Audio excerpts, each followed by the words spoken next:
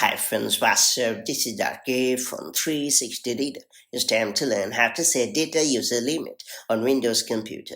One of my favorite Windows features is the ability to keep a track of data usage. For folks who have to deal with the limited bandwidth, this feature can be a lifesaver as it provides a straightforward way to check the total data consumption. Aside from letting you keep a close eye on the data usage, it even lets you set a data limit on your PC so that your computer doesn't gobble up a ton of data secretly by keeping you in the dark. If that's exactly what you're looking for, this hands-on Windows tutorial is for you. That said, let's get started.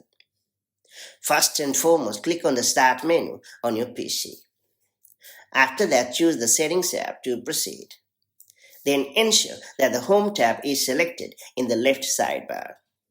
Now choose Network and Internet. Under the Data Usage section, you should see the total amount of data that you have used on your computer in the last 30 days.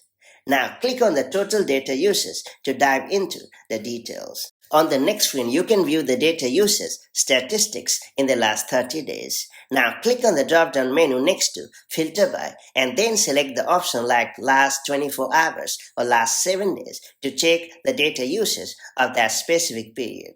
And if you want to set a data limit, click on the Enter Limit option. After that, choose the preferred limit type like daily, weekly, monthly. Then select the unit type like MB or GB and then enter the desired amount of data. Next up, you can select when the data limit will reset every month. Simply click on the drop-down menu next to under the Reset Every Month On section and then choose the preferred date. And once you have perfectly customized the data user limit, make sure to click on the Save button at the bottom and you are good to go. Your computer will now eat only the set amount of data.